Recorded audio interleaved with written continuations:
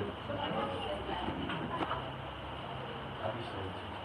gravestone?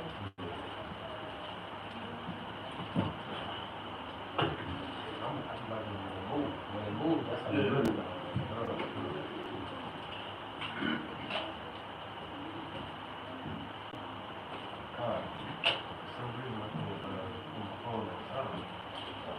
That's all right.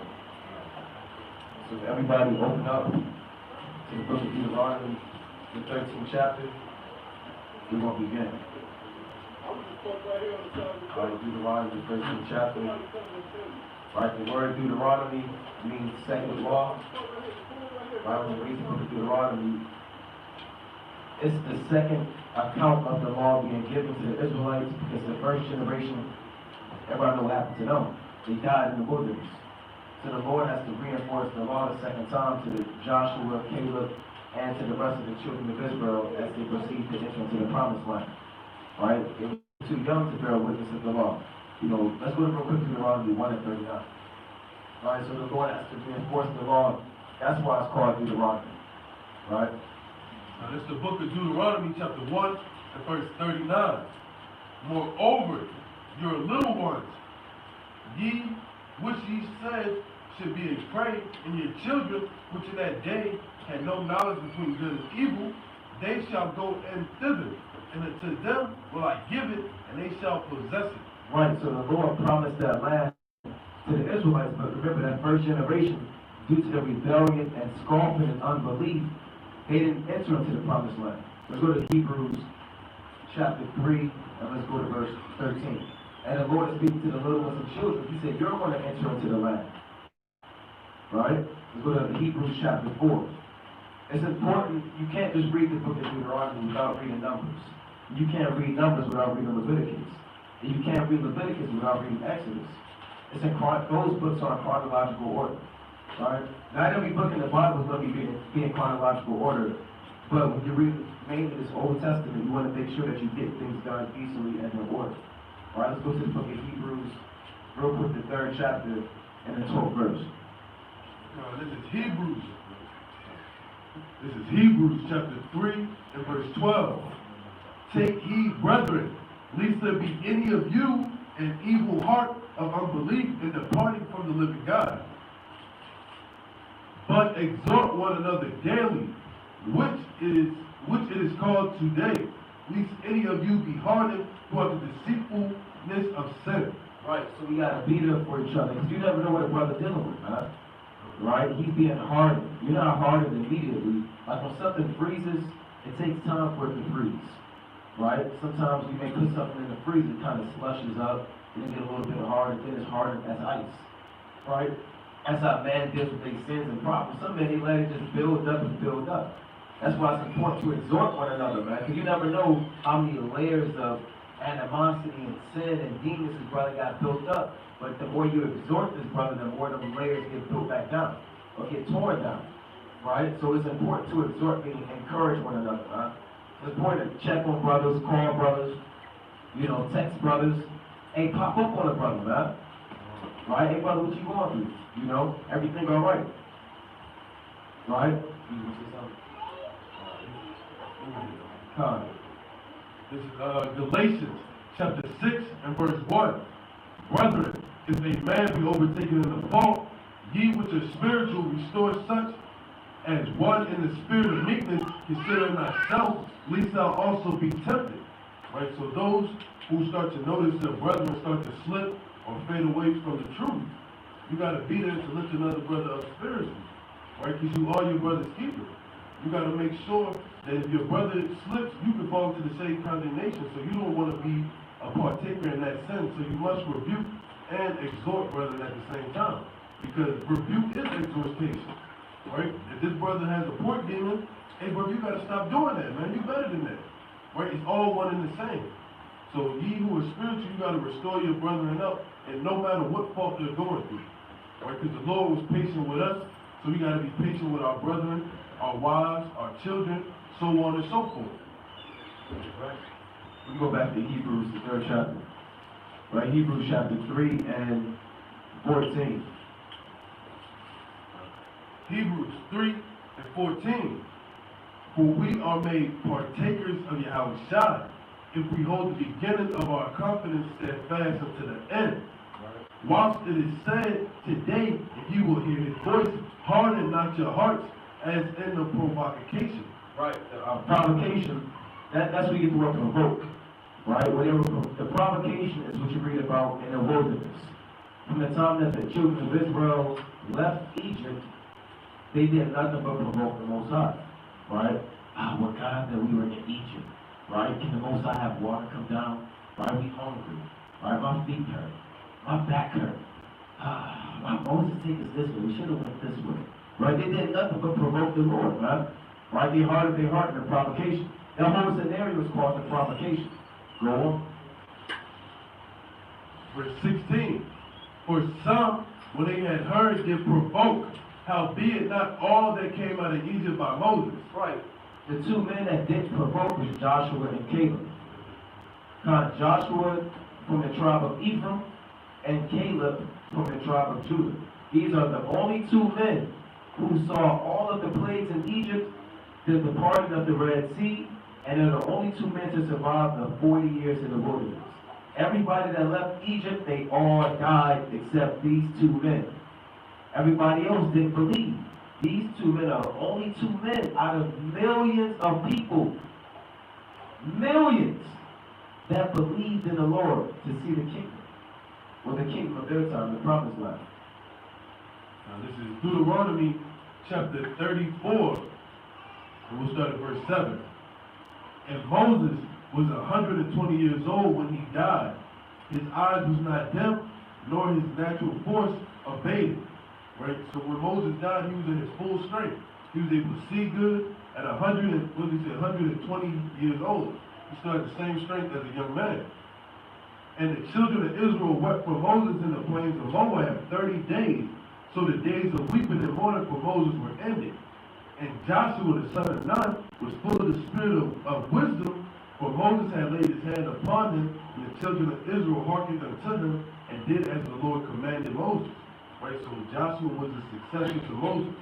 And everything that Moses did, the Lord put it in the spirit of Joshua to put forth the children of Israel into their allotted land. And that's what that means when it says land on of hands. Right? What do you say? Moses laid his hand on Joshua, right?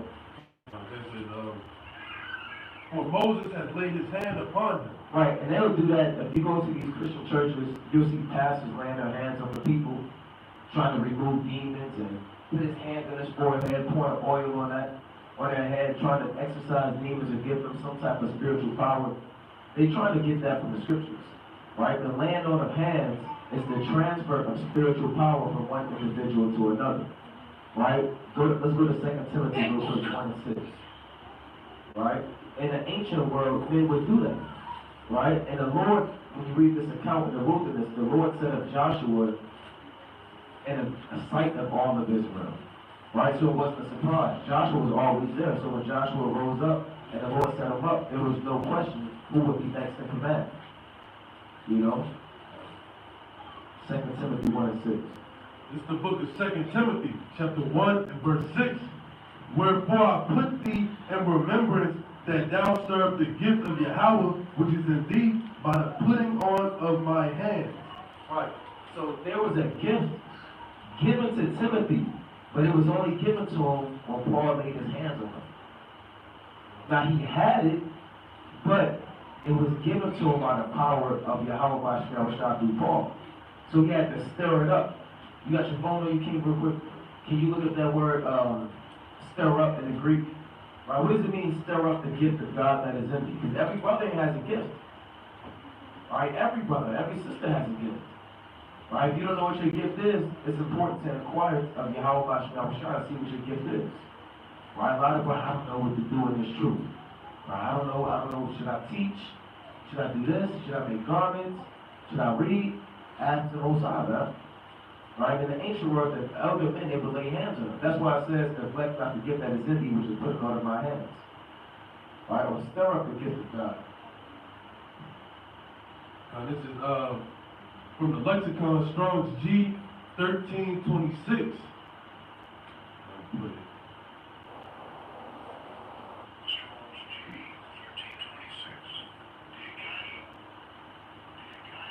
they got them.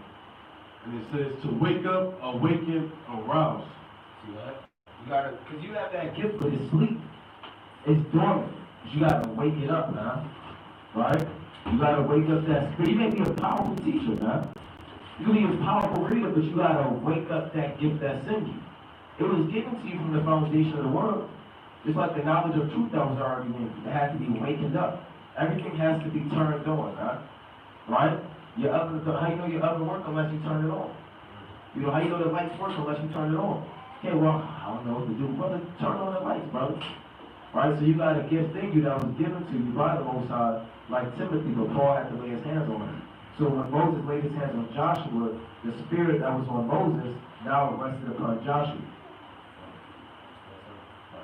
All right, let's go back to Hebrews, chapter 3 and 16.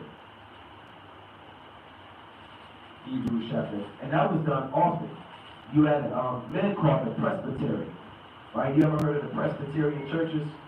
They get that from the Greek word presbytery in the New Testament, which represents the council or the elders, right? That's the presbytery, right? So Presbyterian churches, they really get that, like I said, from the ancient men that were set up like Peter, Paul, John, James. They were the elite men of the church at the time, the pillars. Hebrews chapter 3 and verse 16. For some, when they had heard, did provoke, howbeit not all that came out of Egypt by Moses. But with whom was he grieved 40 years? Was it not with them that had sinned, whose carcasses fell in the wilderness, and to whom swore he that they should not enter into his rest, but to them that believe not? So we see that they could not enter into it because of unbelief. That's why Deuteronomy is here. Because these millions of people died because of unbelief. And they saw the miracles. Imagine seeing the Red Sea parted and split, and manna coming down from heaven, and water being gushed up out of the rock, and you still don't believe in the Most High. Right? So the Most High put them all to death, man, and horrible ways. Right? Read the book of Numbers, man, and you'll see that account. So let's go. Now we're gonna see the land opening up and swallowing thousands of people at one time. Right. It's some crazy accounts that happen in Numbers. Like the Lord's judgment is scary because I saw a post. Somebody said the God of the Old Testament is back. Well, it's the same God. It's the same God. Right? The Lord doesn't change. So you're gonna start seeing these plagues and these judgments happen more and more and more and more. Especially on social media, you start to see a lot of crazy deaths happening. The God of the not the God of the New Testament, but the Most High in the New Testament gets down like he did in the Old Testament, man.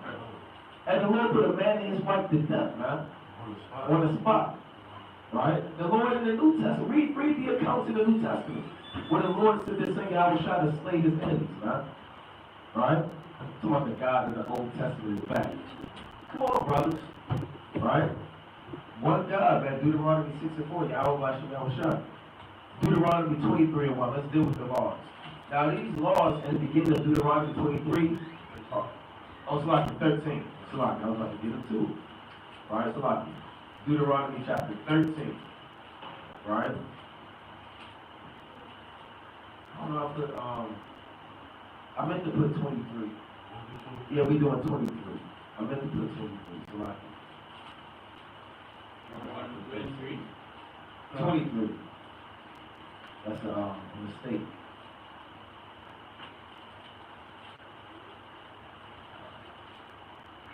Deuteronomy, the 23rd chapter.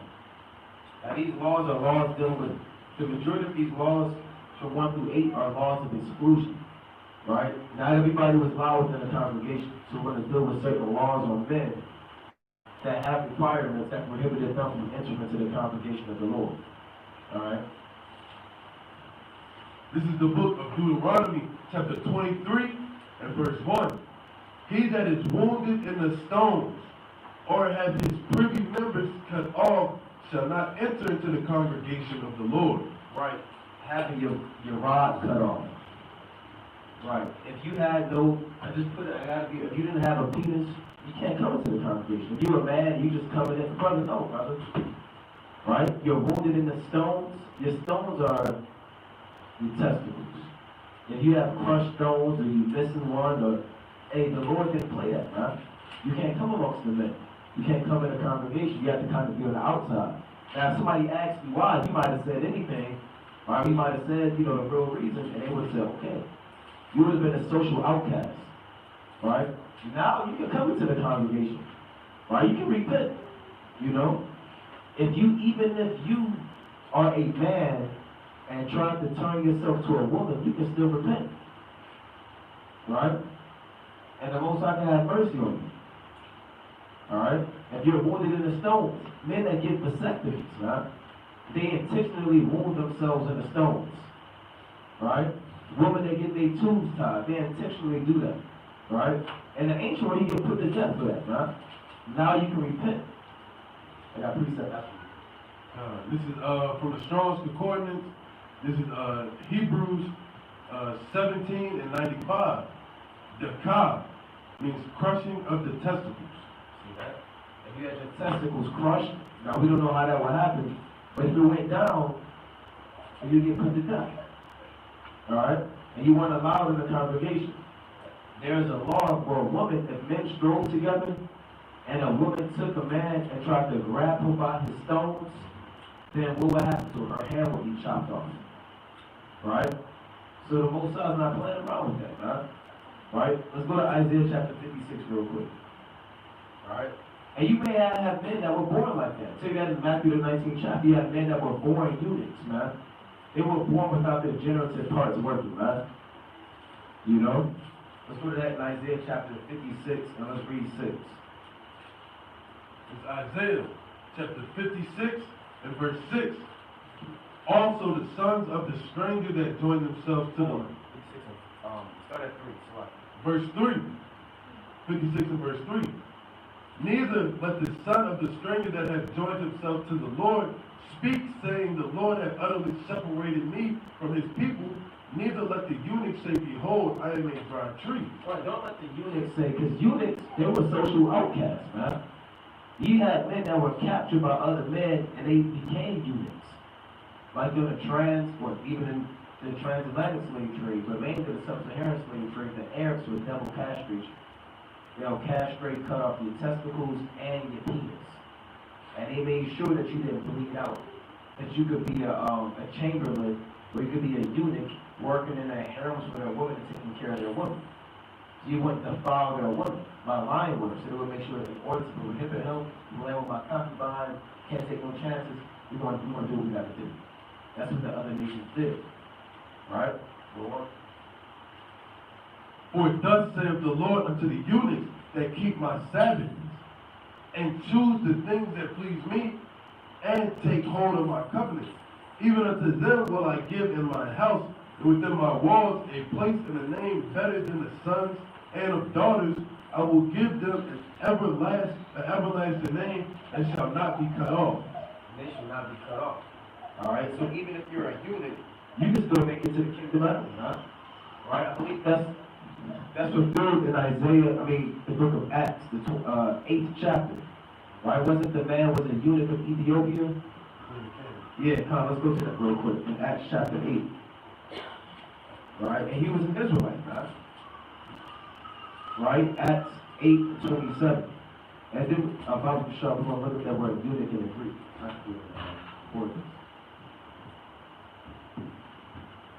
This is the book of Acts, chapter 8, and verse 26. And the angel of the Lord spake unto Philip, saying, arise, and go toward the south unto the way that goeth down from Jerusalem unto Gaza, which is desert. And he arose and went, and behold, a man of Ethiopia, a eunuch of great authority under Candace, queen of the Ethiopians, who had the charge of all her treasure, and had come to Jerusalem for to worship, was returning and sitting in the chariot, read Isaiah the prophet. Right, so this man was a eunuch from Ethiopia. Right? You got one. If he was a eunuch, you gotta speak up, too. If he was like a eunuch, wouldn't it be like a birth defect or something like that? There's no telling how he became a eunuch. Right? And we'll cover that too. It could have been, or it could not have been. Right? So let's read that again, Bible shot 8:27. And he arose and went, and behold, a man of Ethiopia, an eunuch of great authority under Candace, queen of the Ethiopian, who had the charge of all her treasure, and had come to Jerusalem for to worship, was returning and sitting in his chariot, read Isaiah the prophet. Right. So he was a eunuch. He was a man of Ethiopia, not an actual Ethiopian, a man of Ethiopia, which is an Israelite from Ethiopia. Why did he come to Jerusalem to worship? Because the Lord tells you 3 times in a year, shall all the men appear before the Lord. For the Pentecost, the Feast of Unleavened Bread, and the Feast of Tabernacles. Alright? No heathen is commanded to come to Jerusalem to worship. Right? That is commanded for Israelites. That's why this man was promised salvation and baptized, huh? Because he was an Israelite. But the point I wanted is, he's a eunuch. Right? Now the brother said, doesn't that mean he had a birth defect? Let's go to Matthew chapter 19. Is this all except for Deuteronomy 23 about a man that's wounded in the stones? The book of Matthew, chapter 19, and verse 23. Then said Yahweh Shah, No, Matthew 19 if it was right. Matthew chapter 19 and verse 3. The Pharisees also came into his tent to him, and saying unto him, is it lawful for a man to put away his wife for every cause? And he answered and said unto them, have you not read that he which made them at the beginning made them male and female? And for this cause shall a man leave father and mother, and shall cleave to his wife, and they twine shall be one flesh. Wherefore there are no more twain but one flesh. What therefore Yahweh have joined together, let no man put asunder. They also said unto him, why did Moses then command to give a writing of divorcement and to put away? He said unto them, Moses, because of the hardness of your hearts, suffered you to put away your wives, but from the beginning it was not so. And I say unto you, whosoever shall put his way except it be for fornication, and shall marry another committeth adultery. Right. Go on. And whosoever marries her, which is put away, doeth committeth adultery. Right, and I heard there's a doctrine that if you put away your wife, quote unquote, properly, then another man can marry her. Right? If it's any way, if you put her away properly, then you can marry another man's wife. Well, that's not biblical, right? As long as that man is alive, and if you put away a wife, another man can't marry your wife. No matter if you quote unquote did it properly, if you were nice about it or mean about it, no man can marry another man's wife if that man is alive. Right? Especially for fornication. So let me finish this brother's question. I got you. His disciples said unto him, if the case of the man be so with his wife, it is not good to marry. He said, well, if I can't put away my wife for anything, I'm not even going to get married. That's what the apostle said, right? But he said unto them, all men cannot receive the same, save they to whom it is given, right? For there are some eunuchs which were so born from their mother's womb. That's what the young king is going to say. That may be a birth defect. We are born a eunuch, right? Now, real quick, now in the Greek, for that word eunuch, it is Salakia 2134 and 2135. Eunuchizo, it means to emasculate, to make oneself a eunuch, to be celibate or renounce marriage. So you can be born with an emasculate nature based off of your birth, right? I believe George Washington Carver, there was a man, George Washington Carver, either he was born like that or people don't know that he had Edomite parents. He had Edomite parents, and I believe they either castrated him or he was born like that. You had something else? They castrated. Yeah, they castrated him. With their daughter. Yeah, with their daughter. So he that's why when you hear audio tapes of George Washington Carver, he always sounds real soft-spoken and effeminate. Sounds like he could be a homosexual, but his hormones are jammed up, his testosterone is born because he has no testicles to produce those things, right? So you have men that are born with an masculine, effeminate nature. Why? Because they're eunuchs from their mother's womb, right? Go on. That's the one type of eunuch. And there are some eunuchs which were made eunuchs of men. Right, you had eunuchs that were made eunuchs of men, meaning they castrated them. Let's go to 2 Kings 9 and 38 real quick. I believe 9 and 37. Daniel, Azariah, Mishael, and Hananiah, which you know is Daniel, Shadrach, Meshach, and Abednego, they were within the chamberlains, or they were amongst the eunuchs. Alright?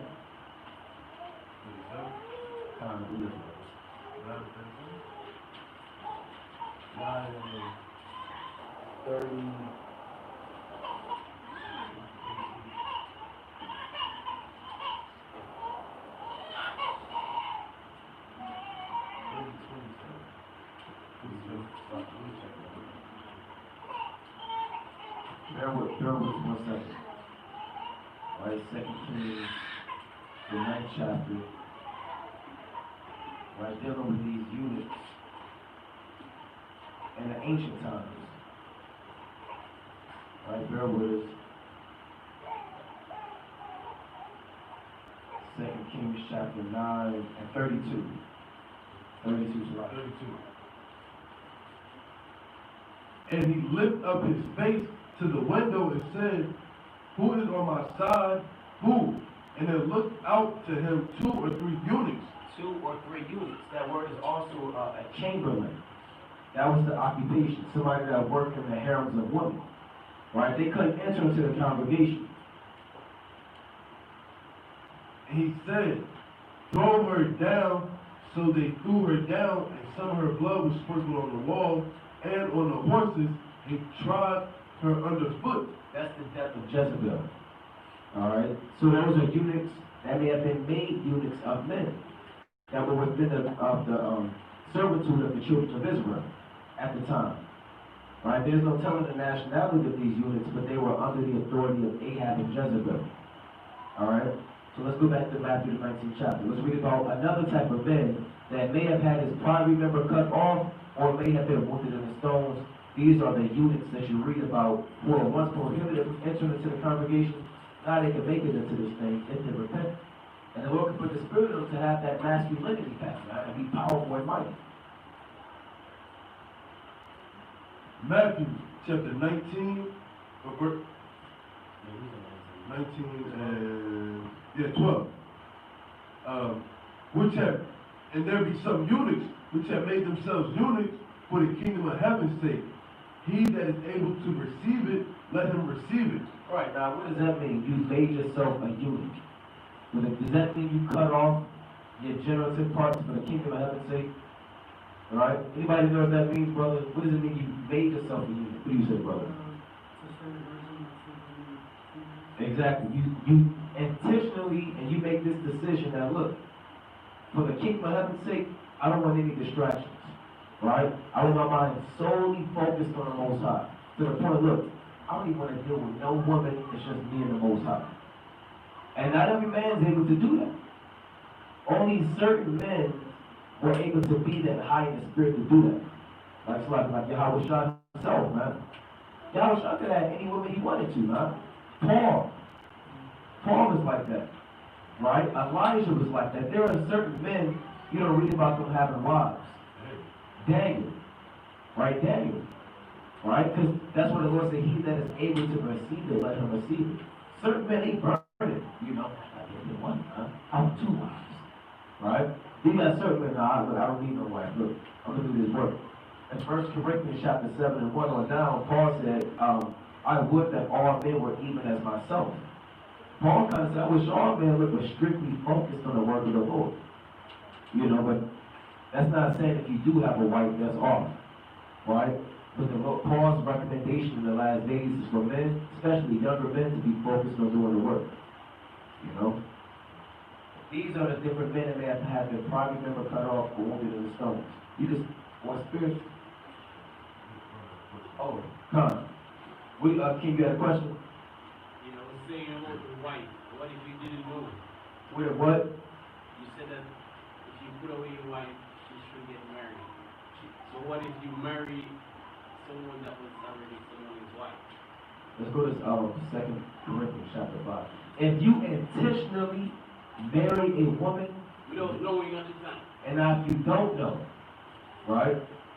Go to Acts. Real quick, so I can say, now you said if you don't know. Let's go to the book of Acts. You can repent from that. right? That would be a form of fornication, because that would be adultery. That would be adultery. So you can repent from adultery, right? Acts 17 and 30. This is Acts chapter 17 and verse 30. And that, I mean, growing up to in this society, men prior to coming into the truth, the woman that you laid down with, they already had a husband. Then a husband behind that, then a husband behind that. All right, women may have laid down with 4 to 5 men, right? And then you was the 5th one or the 6th one to lay down with that woman. She's technically already had 4 to 5 husbands, right? So she would be an adulteress, and you would be an adulterer. So if it wasn't for the Lord, then we all be destroyed, man. Acts chapter 17 and verse 30. And the time of this ignorance, Yahweh winked at, but now commanded all men everywhere to repent, because he have appointed a day in which he would judge the world in righteousness by that man whom he hath ordained, whereof he hath given assurance unto all men, and that he hath raised him from the dead. Right, so the Lord winked at that sin, but now he's commanding you to repent. Once you have knowledge, you have to repent. Right? Acknowledge the fact that you were in fornication or adultery, which is a form of fornication, and you turn away from that sin. Alright? So let's go back to the book of Deuteronomy 23. 23 and 1.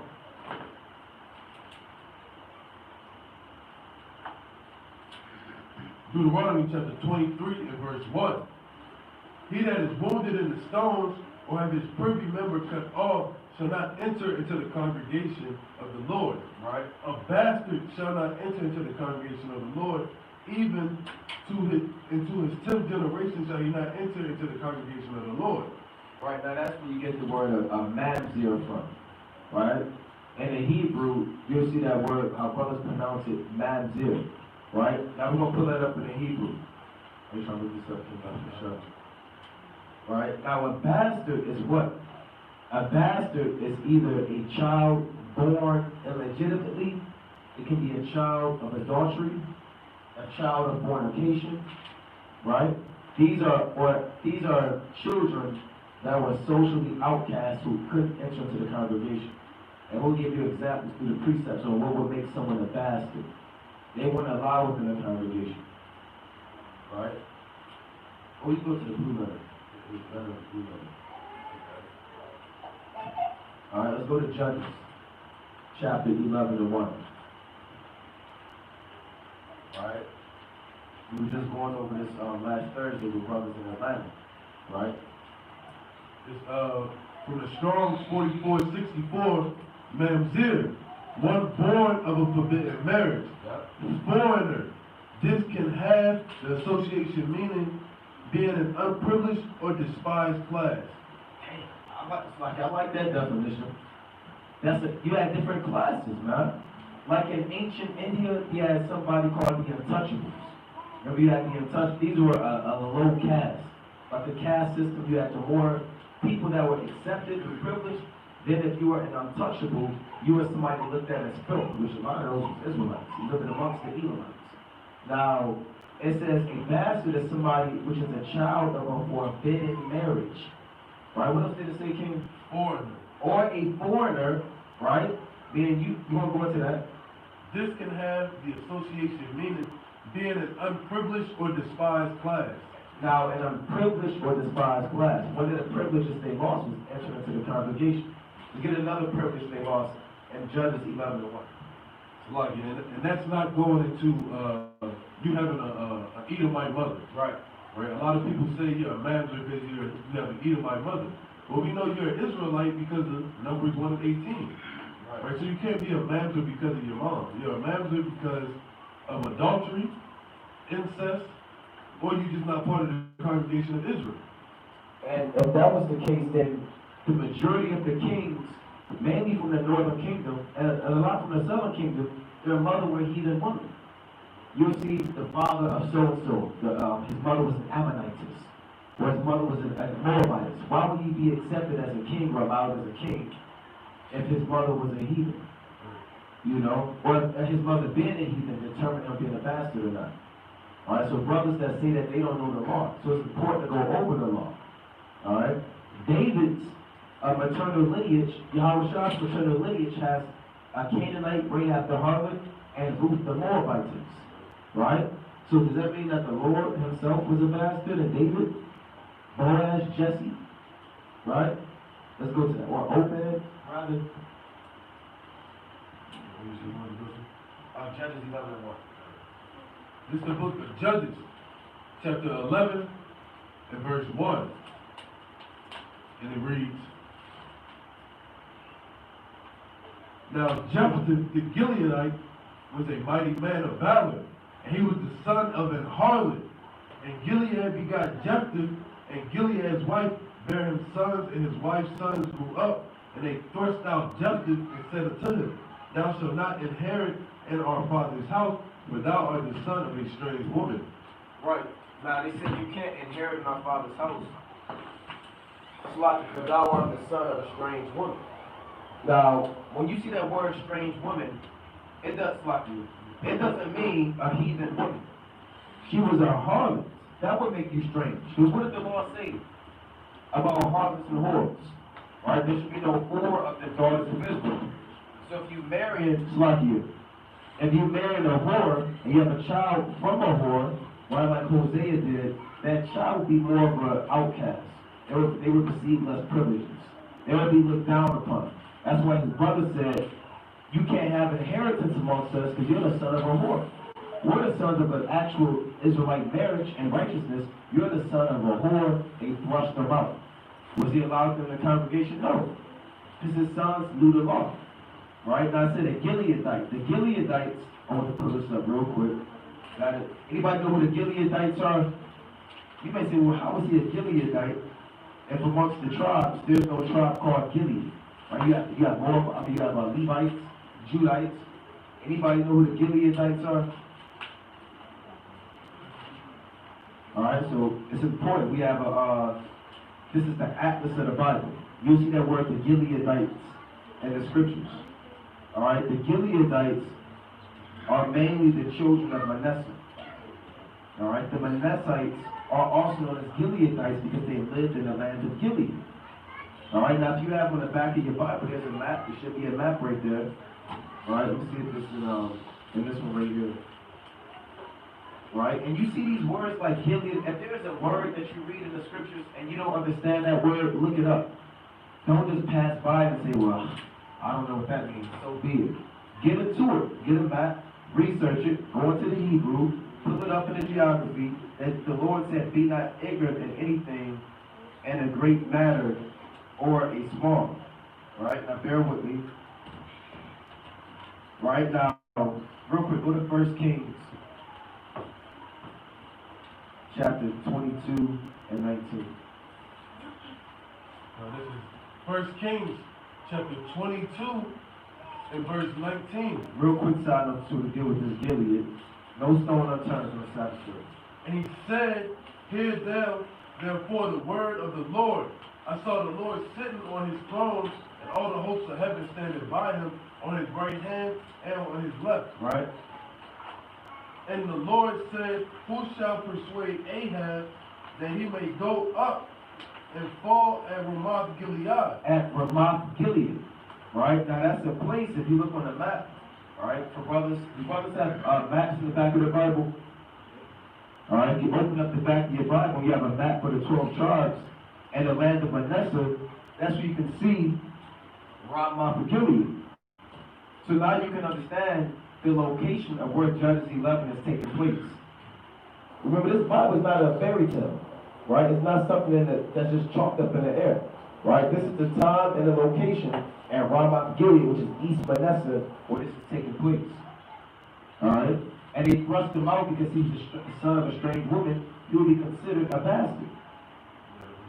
Now this is Strong's Concordance 3 and verse 12, or 3 and 12. And it's the Greek 337 as well. Stranger. I hear. Right? And it means other, another, different, an addition, another man's, following other men. So his mother was a harlot who was belonged to other men because she laid down in the brothel. Right? So when you read Stranger, you gotta have the context of it. You gotta go into the Greek and you gotta go into the Hebrew to get the understanding of the word. Right? I guarantee you, all the people that say you're an interracial child, you're a man that never went into the Greek to understand or the Hebrew to understand what that meant. Right. Right? Because if they did, they would know that they would be a manzer too. Right. Right? Because didn't the other nations lay down with our foremothers and rape them, and we have other so-called mixed blood within us? Right? So you got to understand what these words mean in the Hebrew. Right. That's right.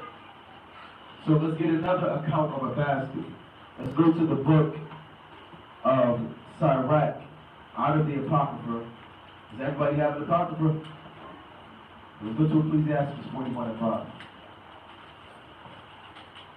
Right, let's get accounts about this unprivileged class of people. And if we was in the ancient world, we'd be bastards, man. Our parents didn't go through the natural process of marriage, instruments of covenant, and they had the wedding feast and the wedding ceremony, you know. A lot of these things just happened, Jake just being lustful, man. So we will all be bastards, we will all be outcasts. Alright? Let's go to Sirach, the 41st chapter, the 5th verse.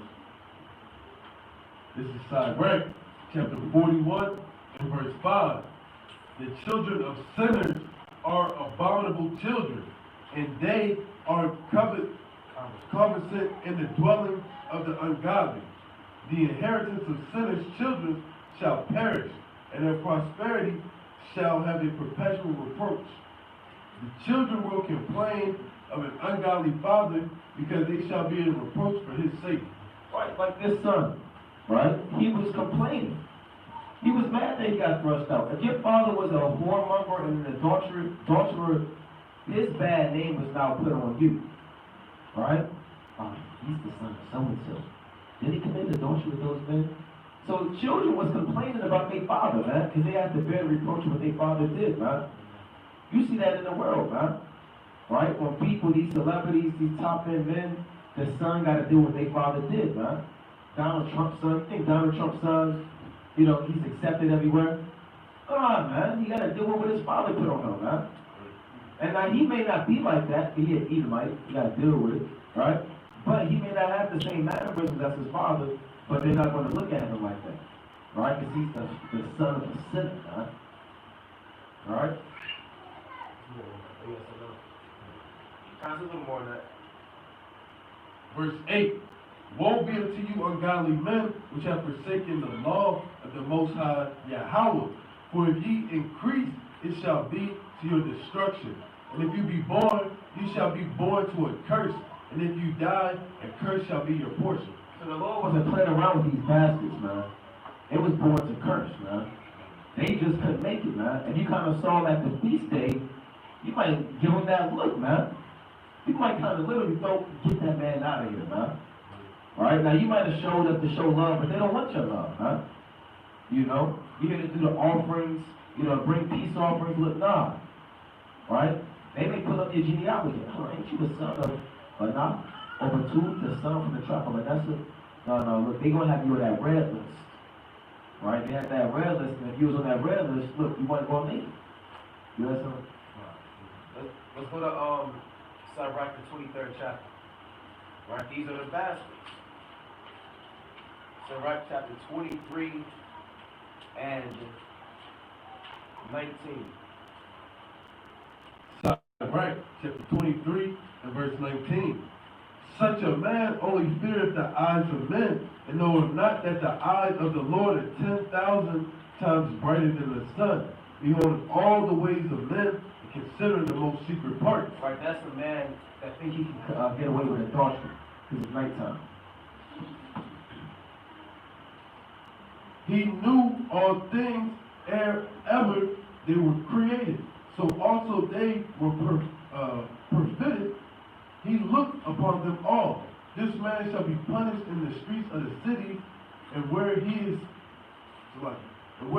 suspected not, he shall be taken. Right, he might get caught in the bed, man. and they snatch him and yoke him up out the bed in the act of adultery. Right? They might catch him outside the woman's house where he don't suspect. And the judges, they gonna run up on him, huh? Right? He may not have no clothes on, he may be getting ready to get in the house where he least expected they gonna find out and catch him in the act. Thus shall it go also with the wife that leaveth her husband and bringeth in an heir by another. Right now, the penalty for adultery is what? Death. So how can you have a woman who brought in a child by another man? What does that mean about her adulterous act? You said what? Yeah, I mean, does she get put to death? Doesn't? She didn't get caught in the act of adultery. So therefore she was able to bring forth children. Right? By the act of adultery. Right? Let's read what happens. For first, she hath disobeyed the law of the Most High, and secondly, she hath trespassed against her own husband, and thirdly, she hath played the whore in adultery and brought children by another man. Now, there's a law of jealousy in the book of Numbers, the 5th chapter. This is how, they didn't have paternity tests back then. How would a man know that a child is not his? There was no swabbing, right? There was no putting that in a Ziploc bag and paying the doctor off, right? How would you know that a child is not yours? The Lord reveals all things, huh? Right? Now, what the Heavenly Father does, He has a certain spirit created in the heavens, and He will send down on these men to make them kind of suspect things, huh? You know, when they start adding on it's not their mind. The Lord sent the spirit of jealousy on them to reveal the hidden things in darkness, huh? So there's no getting away with anything. Rather you man or woman. The Lord has an actual spirit of jealousy strictly for those reasons. And the brother will read about it. Now this is the book of Numbers, chapter 5 and verse 13. Or verse 12. Speaking to the children of Israel and saying to them, if any man's wife go aside and commit a trespass against him, and the man lie with her carnally,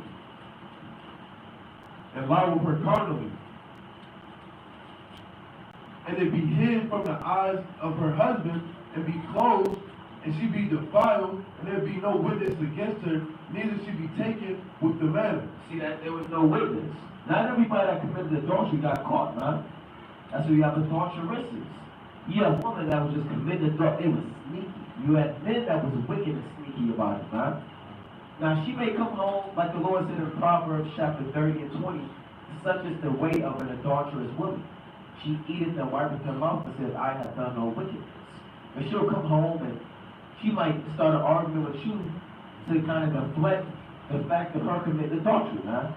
Why you always doing this, man? You don't trust me. I'm going to bed. Right? They know, I really meant, you know. And she's like, God, you know. Verse 14, and the spirit of jealousy come upon him, and he be jealous of his wife, and she be defiled, or if the spirit of jealousy come upon him, and he be jealous of his wife, and she be not defiled, then shall the man bring his wife unto the priest. So there is a spirit in the heavens. That's why in 1 Kings 22, the Lord said he saw the host of heaven, the angels on his right hand, on his left. On the left-hand sides are negative or evil spirits. You may have the spirit of envy up there, the spirit of wrath, malice, hatred. On the right-hand side, you have angels or spirits created to come down and make you humble, meek, give you spirits of wisdom, might, boldness. So there's a spirit up there in the heavens that the Heavenly Father is called the spirit of jealousy. He would sit down on this brother, or make not this brother literally, but on home. Now this brother start adding 1 and 2 together. Now he put the pieces together. Now he kind of asking his wife questions. Now she may have thought she had the master plan. All right, everything was laid out. He was at work.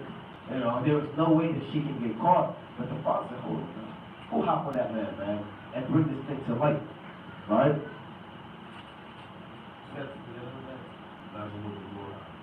And the man shall bring his wife unto the priest, and she shall bring her offering, and he shall bring her offering for her. The 10th part of the ephah of barley meal, he shall pour no oil upon it, nor put frankincense therein, For it is an offering of jealousy, an offering of memorial, bringing inequity to remembrance. Right, bringing sin to remembrance. You see that? There's no escape. There's no escaping the Lord, man. Right? The Lord got a spirit to cause you to remember things, rather wicked things or righteous things.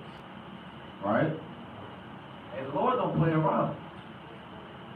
And the priest shall bring her near and set her before the Lord. And the priest shall take the holy water in an earthen vessel, and of the dust that is on the floor of the tabernacle, the priest shall take it and put it into the water.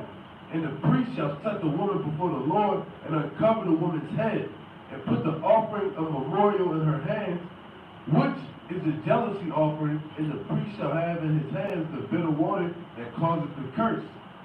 Right? So the priest is going to uncover her head. Right? Showing you that in the ancient days, our women wore head wraps. When they went to the temple, when they prayed, they went into places of the congregation.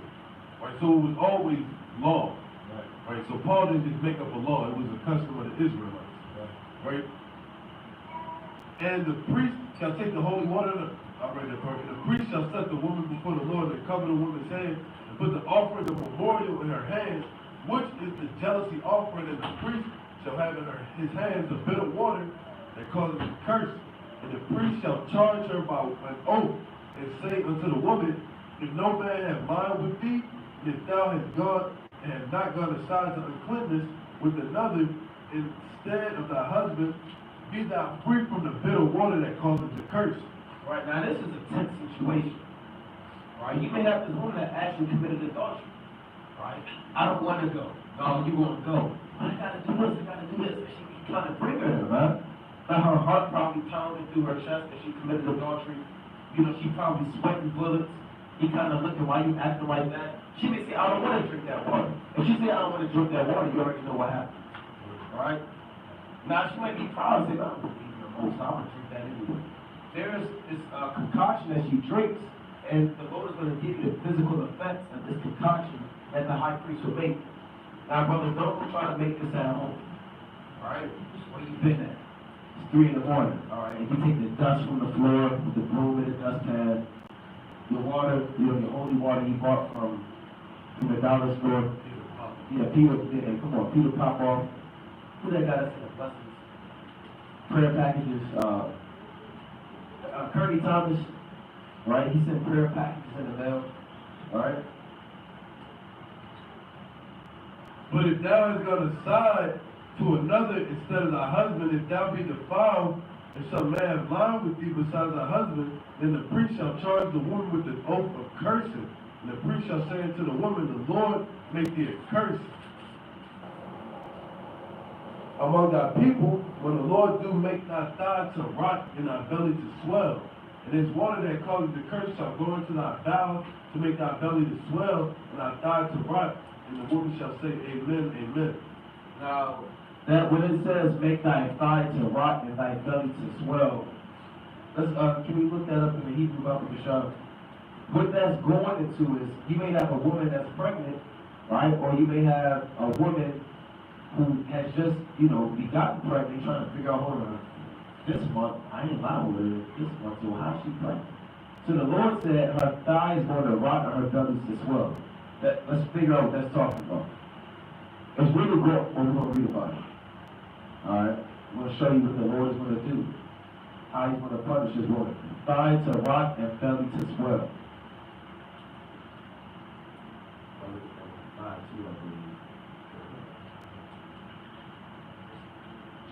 Yeah, this is the book of Numbers. Alright? Let's go to the Hebrew. I don't know how to look it up before. Yeah. Yeah, you can pull up what you want. But it's going to, when a brother look it up, it's going into causing this woman to have a miscarriage. Right? To destroy that child in the womb. Right? For the sake of the husband. That's what it means to make thy thigh to rot and belly to swell.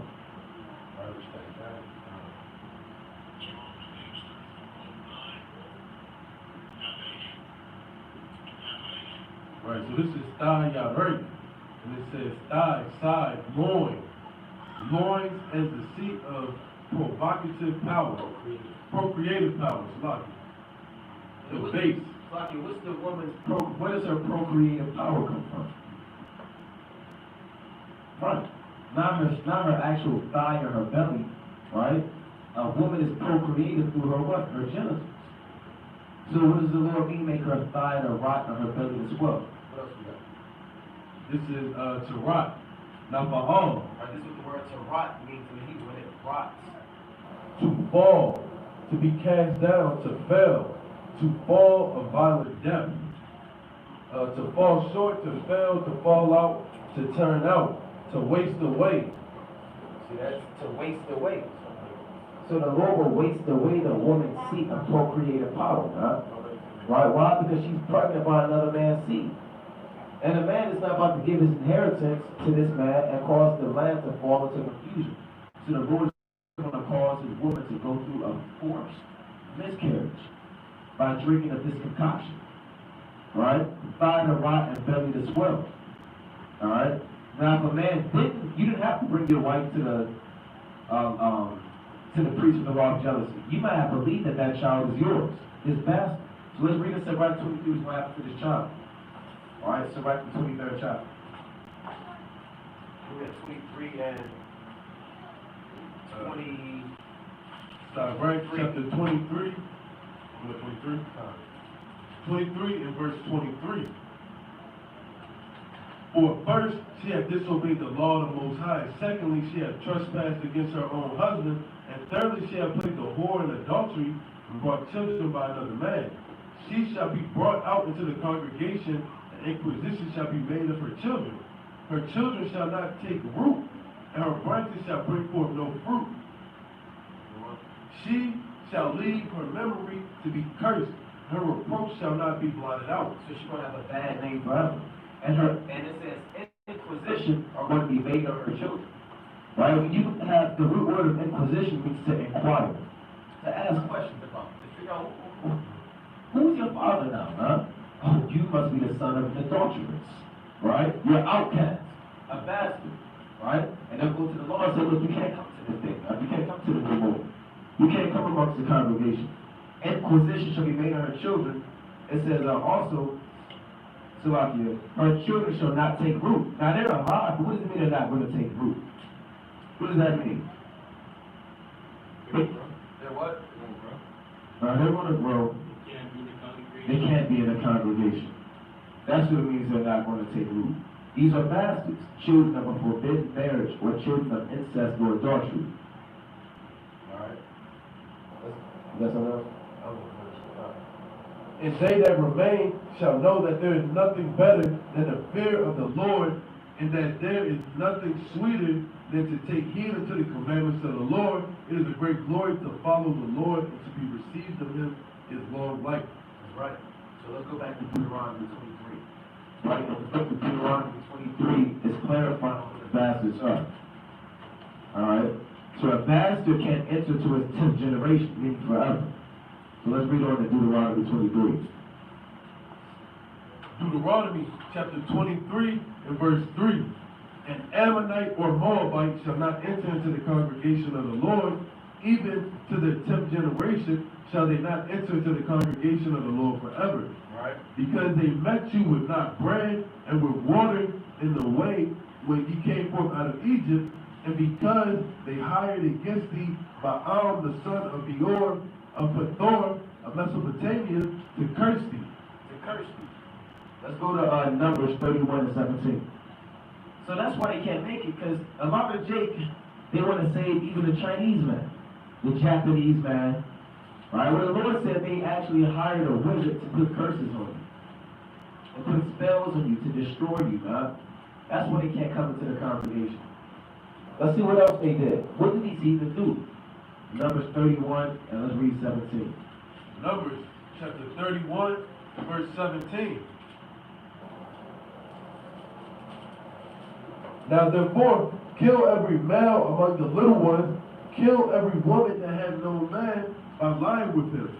But all the women, Let's start at verse 16. Behold, these causes 15. And Moses said unto them, 14. Salakia 14. 14. Salakia. Numbers 31 and 14. Numbers 31 and 14.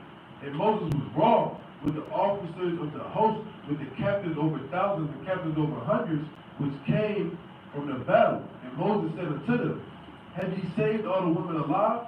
Right, they went to war against the Midianites and captured and saved the women. Why did y'all save these women? You're supposed to kill everybody. He's going to tell you about these women. Behold, these caused the children of Israel through the counsel of Baal to commit trespass against the Lord in the manner of Peor, and there was a plague among the congregation of the Lord. So what it's saying is through the counsel of what is his name again? Balaam? Yeah, Balaam in the book of Numbers, chapter 22, 23, and 24, and 25. When you read those accounts, this international wizard was hired to put spells and curses on the children of Israel. And one of his master plans that caused Israel to sin, because they knew that they couldn't defeat us in battle. So he hired heathen women to go and seduce the men of Israel, that they can fall away from their women, from the Most High, and serve other gods. Right? So that's one of the main counsels of the nation to get Jacob to fall off. They were trying to make it acceptable for the Israelite man to have any woman. Right? Because they'll end up serving their gods and going astray. That's another reason why they can't come into the congregation, right?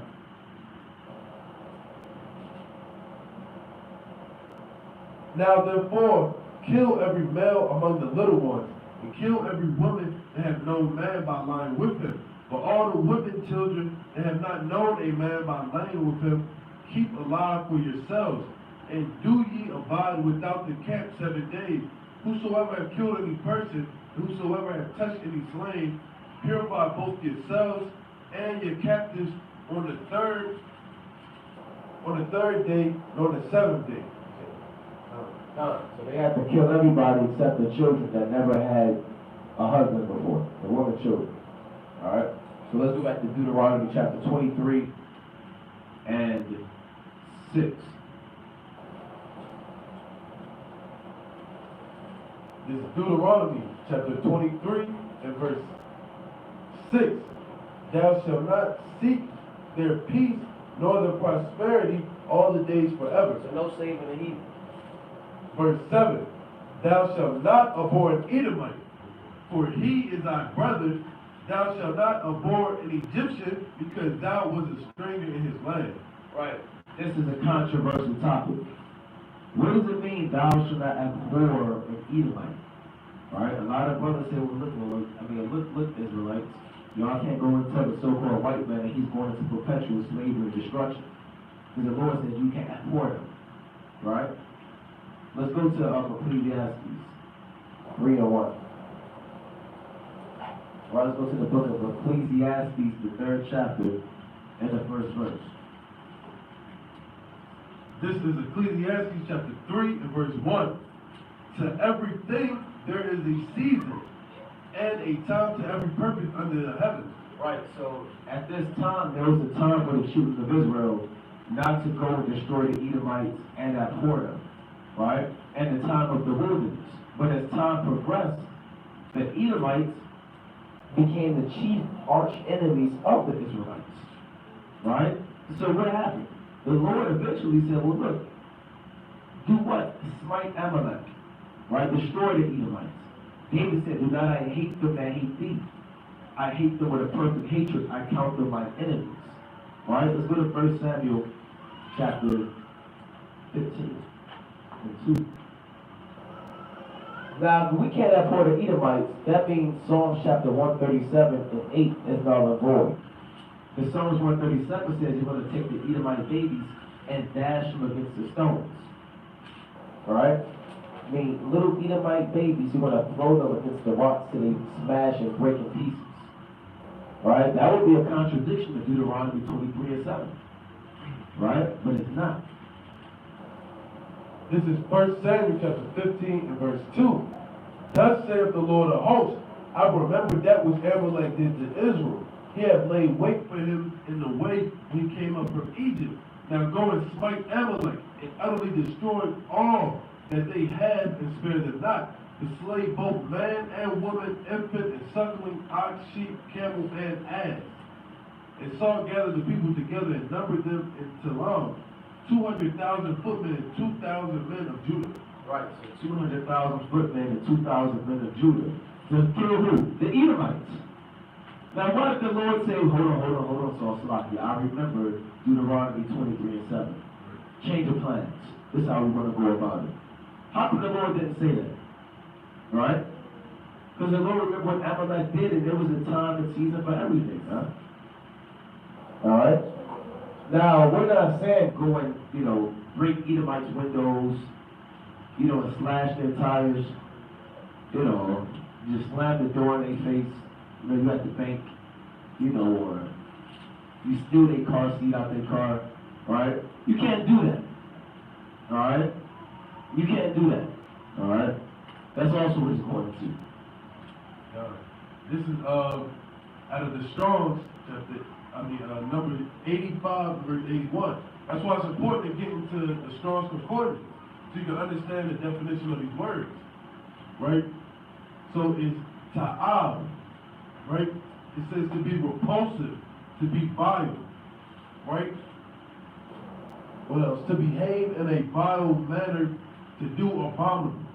That's what it means you should not abhor Edomites. So you wouldn't walk around and just castrate them for no reason, right? Because if you understand, David put the Edomites in garrisons, meaning pretty much prison camps, right? So you can't be violent to them. You can't hang them up, by the private parts and let them hang there for however long you want to do that. That's an abominable and a vile act towards another human being. You can't just walk up and chalk up when it's spit in their face. Right. Say I'm an Israelite. Right? Right. So you can hate it either, right? You should hate what the Lord hates. You should hate wickedness. You should hate sin. Right? And the Lord has a perpetual hatred for Esau. And he says he's at war with Amalek for all the generations. Right? So the Lord will be contradicting himself if he's saying, don't hate Esau. Right? Or don't hate the Egyptians. You can't be vile to them because they were vile to us. But the Lord is going to return double unto the double. On top of that double. Right? That's right.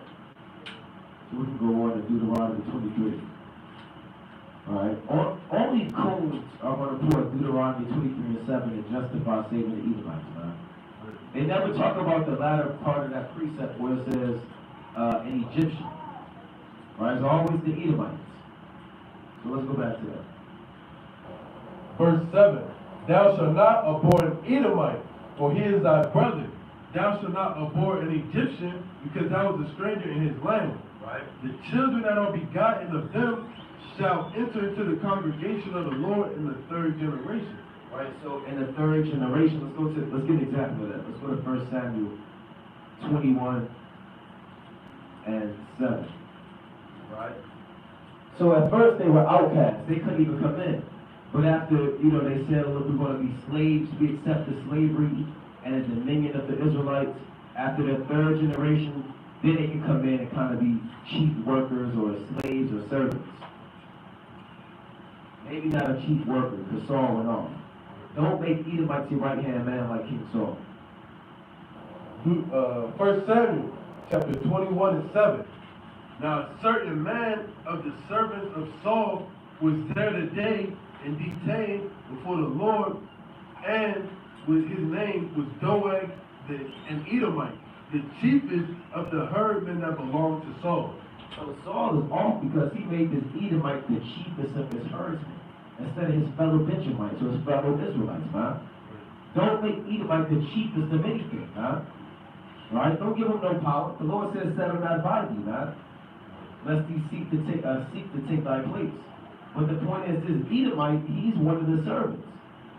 This Doeg, he's within a man mentioned in your third generation. Allowed to be a servant, allowed to be a herdsman, allowed to work in the field. They have to go through a process of being quote-unquote proselytized and coming into this thing and accepting the slavery and the dominion of the children of Israel. Right? And this was a man of high stature in Israel. This was the king. Right? So a king has counsel around him. Right? The king never acts on his own intent. Right? And that's what the scripture said. So, like Moses set up captains over thousands, hundreds, and tens. Right? So, Saul was going to Doeg, the Edomite, to get counsel and to get understanding. So what's he going to do? He's going to seduce Saul. He's going to say things to Saul that's going to make him inclined to judgment, right? To do things in the Edomite manner, right? And you can read about that in this chapter right here. Right. While this man went and killed everybody, man. The priests of the Lord, and destroyed their cities, and burnt them with fire, and committed a horrible act and killed the children. The birds of the feather flock together. That's right. That's why Saul had that evil spirit on him, and Doeg the Edomite had that evil spirit. You know?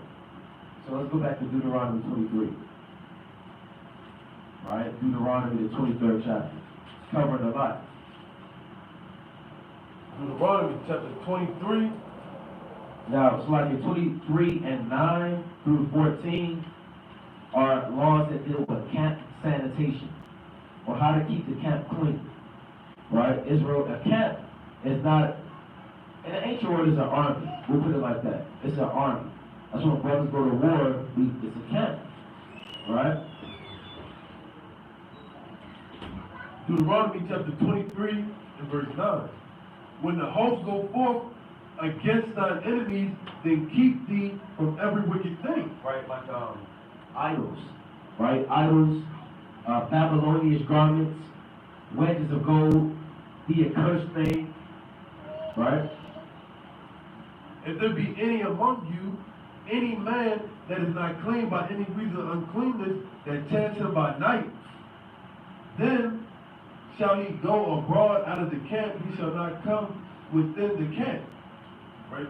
So that's speaking about if a man have a wet dream at night, right? A man have nocturnal emission, right? He's got to leave from among the camp because he's unclean, which in turn is going to defile the whole camp, make everybody unclean. Right?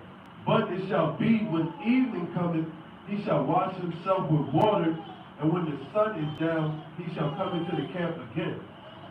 Then shall have a place also without the camp where thou shalt go forth abroad. right, meaning If you amongst it, don't sit down and use the bathroom amongst everybody, man. Right? You brother his tent. I mean, he and his tent with his family just pop down and just start using the bathroom, man. Number two in front of his household. Right? That's out of order, man. The Lord established order with everything. You have to have a designated place where you go forth and use the bathroom outside of the congregation. And thou shalt have a paddle upon thy weapon. And it shall be, when thou ease thyself abroad, thou shalt dig therewith, and shalt turn back and cover that which cometh from thee. For the Lord thy God walketh in the midst of thy camp, to deliver thee, and to give up thine enemies before thee. Therefore shalt thou camp be holy, that he see no unclean thing in thee, and turn away from thee. right. So you have to have camp Rules to keep the camp holy, man. Right? So you take a paddle, use the bathroom, you dig a hole, use the bathroom and a hole and cover it, man. Alright, so the Lord walks amongst the camp. The Lord is walking amongst the camp, and it's feces and puddles of urine everywhere, you know. The Lord not dealing with that, man. So you want to make sure that your temple is holy, the camp is holy, and you holy. You keep your vessel holy, man. The Lord dwells amongst you, you know. Verse 15. Thou shalt not deliver unto his master the servant which escaped from his master unto thee. right. Why? Does anybody know why that's a law? It says in Deuteronomy 23:15, thou shalt not deliver unto his master The servant, which is escaped unto thee. Why wouldn't you be allowed to deliver up a servant that ran away back to his master? Or why would the Lord say don't do that? Let's go to Sabbath chapter 33.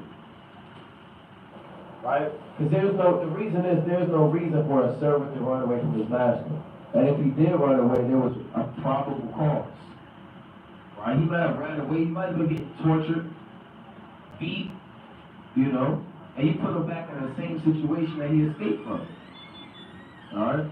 Let's go to Sabbath the 33rd chapter, and let's read let's get straight to the point. Ecclesiasticus out of the Apocrypha. You got it? Sabbath chapter 33 and verse 29. But be not excessive toward any, and without discretion do nothing. If thou have a servant, let him be unto thee as thyself, because thou hast bought him with a price. If thou have a servant, entreat him as a brother, but thou hast need of him, as of thine own soul. If thou entreat him evil, and he run from thee, which way will thou go to seek him? Right, so the Lord said if you have servants, you have to treat them like a brother, man. Don't be, and this is Israelites, right? Servants that work for you. Don't be excessive towards your so-called indentured servant, man.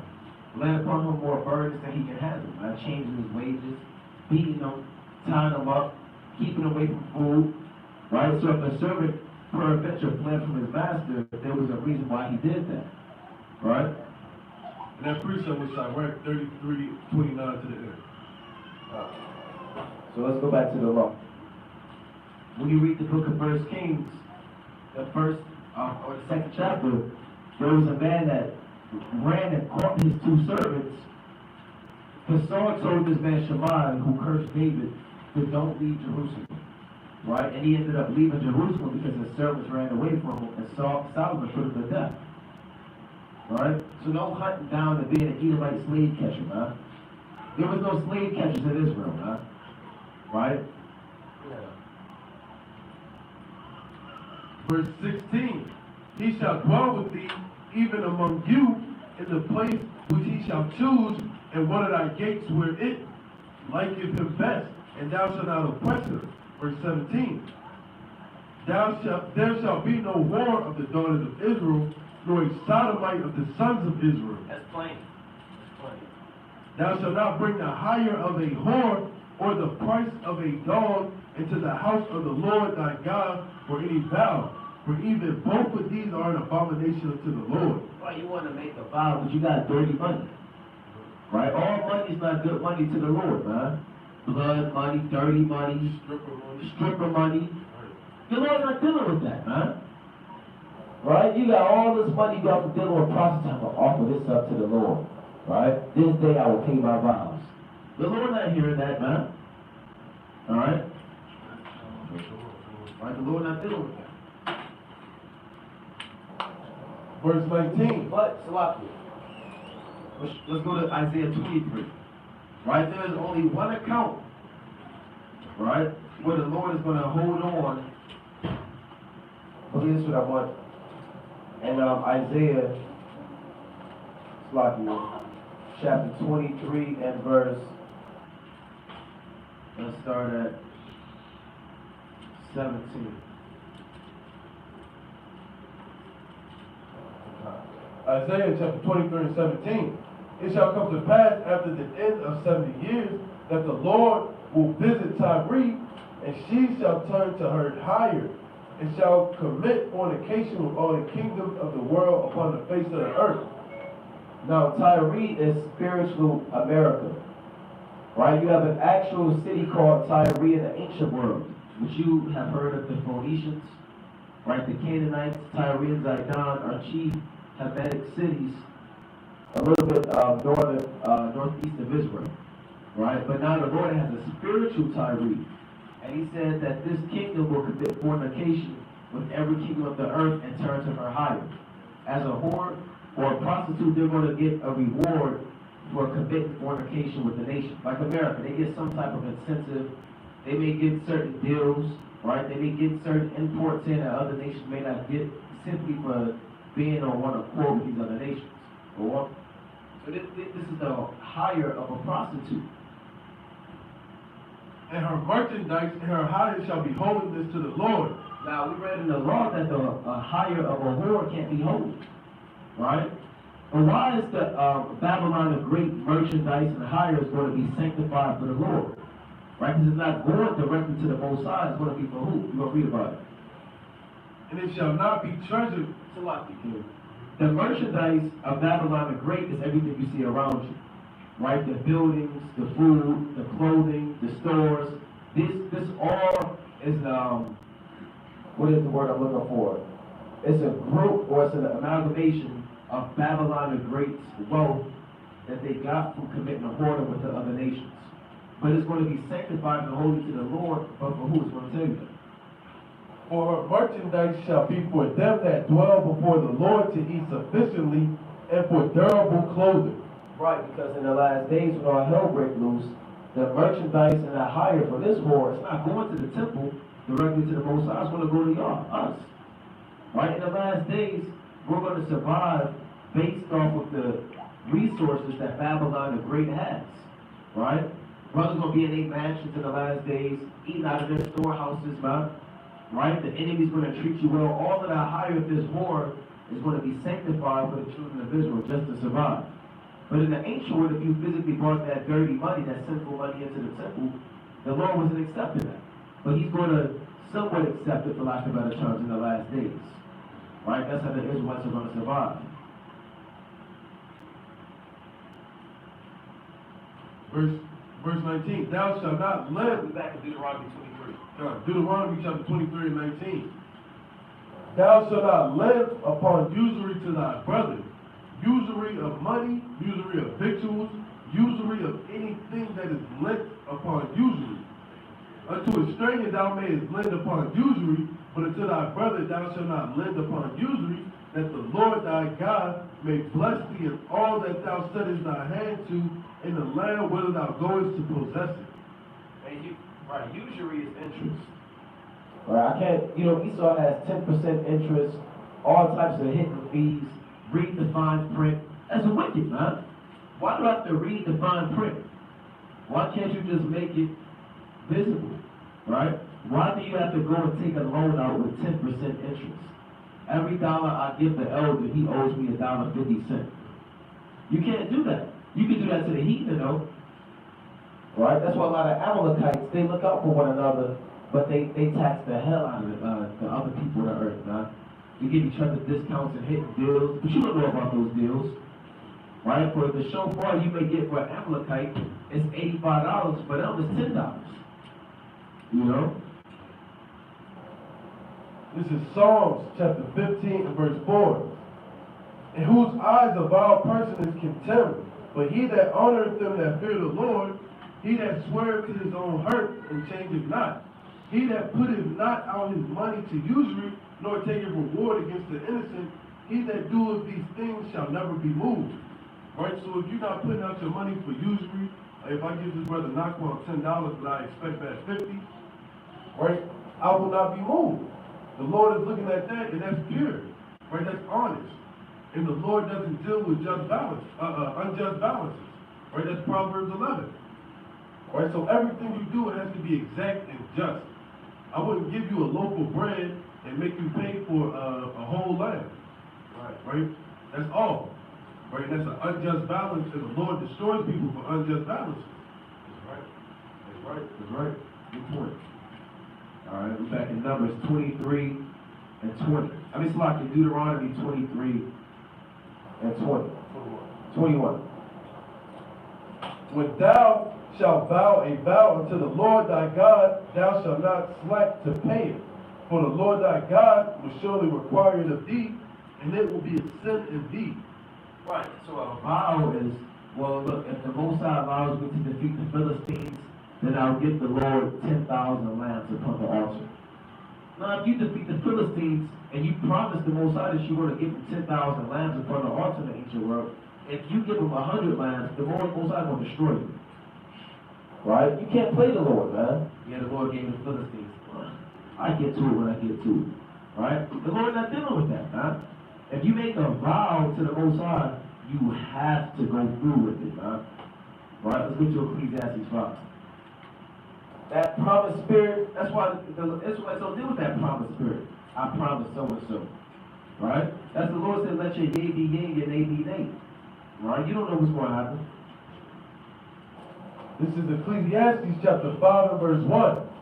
Keep thy foot when thou goest to the house of Yahweh, and be more ready to hear and to give the sacrifice of fools, for they consider not that they do evil. Right, brother walking to the temple, yeah, Lord.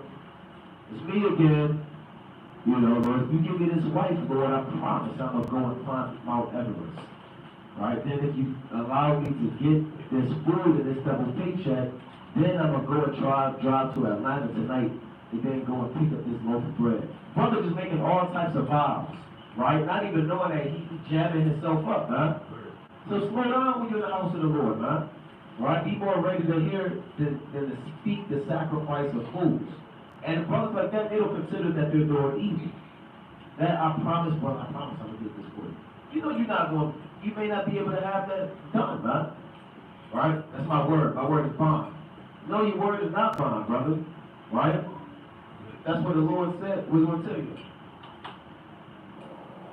Ecclesiastes 5 and verse 2. Be not rash with thy mouth, and let not thine heart be hasty to utter anything before Yahweh. For Yahweh is in heaven, and thou upon earth, therefore let thy words be few. Right? Verse 4. When thou vowest a vow unto Yahweh, defer not to pay it. But he have no pleasure in fools, pay that which thou hast vowed. Right. Pay up, man. I did this for you. You better do it to me. Do it for me, man. I delivered you from the hands of the Philistines. You said you're going to cough up the dough. Cough it up. That's how the Lord is, man. The Lord not letting that slide. Better is it that thou shouldest not vow than that thou shouldest vow and not pay it. Right. Not pay it. So your best bet is, look, brother, don't even make that promise or that vow to the Lord. If you know that you may have factors that may prohibit you from keeping that vow. And there's different types of vows, right? Eventually, we're going to go to Leviticus, the 27th chapter, that deals with certain vows that men dedicate themselves to the temple, right? You have many vows in the scriptures. This is Proverbs chapter 10 and verse 17. He is in the way of life that keepeth instruction, but he that refuses reproof errs. He that hideth hatred with lying lips, and he that uttereth slander is a fool. In the multitude of words there one if not sin, but he that refraineth his lips is wise. The tongue of the just is as a choice silver, the heart of the wicked is little worth. Right? So if you keep talking, eventually sin will slip out your mouth. Right? A wise man keeps his words few. Right? You're not going to see a wise man just running off at the lips being clamorous. Right? A wise man is going to give you a yes or no answer and speak when needed. Right? The lips of the righteous feed many, but fools die for the want of wisdom. Right? So the lips of the righteous are going to speak the things that are nourishable and profitable for doctrine of life, for getting into the kingdom of heaven. But the fools are going to, hey man, did you see that basketball game? Did you see LeBron James do this? Did you see Kevin Durant do that? Did you hear this new rap song? That's the lips of the fools, right? And in 2 Peter 3, and verse, I believe it's verse 11, it says, seeing all these things are going to be dissolved, what manner of person should you be? In all godly conversation, all holy conversation. So your lips should always be occupied about talking about the scriptures, talking about salvation, talking about profiting your people, talking about bettering yourself. That's what the wise men of these times are going to do. That's right. This Psalm chapter 66 and 12. All right, let me read this real quick. Psalm chapter 66 and verse 12. Thou hast caused men to ride over our heads. We went through fire and through water. But thou, that's Jake, man, through hell and back. Right? You brought us through fire and water, but thou broughtest us out into a wealthy place. I will go into thy house with burnt offerings. I will pay thee my vows, which my lips have uttered, and my mouth has spoken when I was in trouble. Because when you was in trouble, Lord, look, if you deliver me, if you give me A, B, and C, I'm going to give you these offerings. And in the ancient world, you had to have kind of wealth, man, to have these offerings, man. 1,000 lambs is not cheap, right? There's a man in the book of Judges who made a vow and said, Lord, if you deliver me from these heathen, the first thing that walks out of my house, I'm going to burn it on the altar for you. Guess what came out of his house? His daughter. And he had to kill his daughter. Right? And he had to deal with it. And she said, yeah, I had to deal with it too. You spoken to the Lord, let it have the lips go back. So David said, and in the scriptures it says that the women, I believe it, 7 days? 3 days. 3 days. 3 days is supposed to mourn for her virginity. Right? 4 days. 4 days. This is the book of Judges, chapter 11. I'm not going to read the whole thing, but this Judges 11 and 39. And it came to pass at the end of 2 months that she returned unto her father, who did with her according to his vow which he had vowed. And she knew no man, and it was a custom in Israel. So she went up 2 months to bemoan her virginity, right? Because in the ancient world, it was important to get married, right? So she bemoaned her virginity, being in a state of mourning, man, I'm never going to be able to get married and bear 4 children, right? And after that, her father offered her upon the altar. Verse 40, that the daughters of Israel went yearly to lament the daughter of Jephthah the Gileadite 4 days in a year. So back in the ancient world, all of the Israelite women, 4 days is not giving you the exact month, but 4 days in a year, whatever days they went, they would bewail this daughter. That's what the daughters of Israel did in the ancient world. 4 days in a year. Why? Because she could have bucked up against her father and ran away. She went 2 months, and that was on her mind and came back to be offered up to the Most High God to fulfill a vow that her father made, that her father wanted to be destroyed by the Lord. So that's a heavy thing that the daughters of Israel did in the ancient world. Huh? This Deuteronomy chapter 32 and verse 7. Remember the days of old, consider the years of many generations. Ask thy father, and he shall show thee, thy elders, and they will tell thee. Right? So this should be a custom for the Israelite women. Right? You should be well and bemoan this sister again for virginity. Right? There's nothing new under the sun, so we should be doing the righteous act that our righteous forefathers and foremothers were doing. Right? So all women should be bemoaning her and bewailing for her for 4 days out of the year. Right? Fasting and praying. You know, however you feel that you should do it, you should do that. Because it's written in the scriptures for our learning, and we should do that. That's right. That's right. So let's go back to the book of Deuteronomy 23. All right, Deuteronomy 23. Yeah. 22. Deuteronomy chapter 23 and verse 23. That which is gone out thy lips, thou shalt keep and perform, even a freewill offering, according to thou hast vowed unto the Lord thy God, which thou hast promised with thy mouth. When thou comest into thy neighbor's vineyard, then thou mayest eat grapes thy fill in thine own pleasure, but thou shalt not put any in thy vessel. When thou comest into a stranger's corn of thy neighbor, when thou comest into the standing corn of thy neighbors, then thou mayest pluck the ears with thine hand, but thou shalt not move a sickle unto thy neighbor's standing corn. Yeah. Don't take your weapon, your tools, and a sickle to cut down and just taking everything from your neighbor. Right? Go in there, you can eat what you want and keep it moving. Right? If you was hungry and I ran across Amos field, oh man, he got some corn up there, let me eat the corn, I'm gonna keep it moving. I can't take 10 book bags and vessels and bags and stock up and just keep going there and taking all of this food. Right? I might get jammed up like that. Right? Yahweh Shah did that in the book of Matthew, the 12th chapter. Remember when him and the disciples went through the field and were eating the corn. You know, he was fulfilling that shows that the Lord kept the law. They didn't put it in vessels. Right? The Lord knew the law. Because the Lord he is the law. We'll put it like that. Right? A walking embodiment of the law. But with that, that's Deuteronomy chapter 23. We're going to have a quick intermission where brothers can get food, drinks, right? Relax. And then we'll proceed with the next lesson. And if there's any questions, brothers can feel free to ask questions.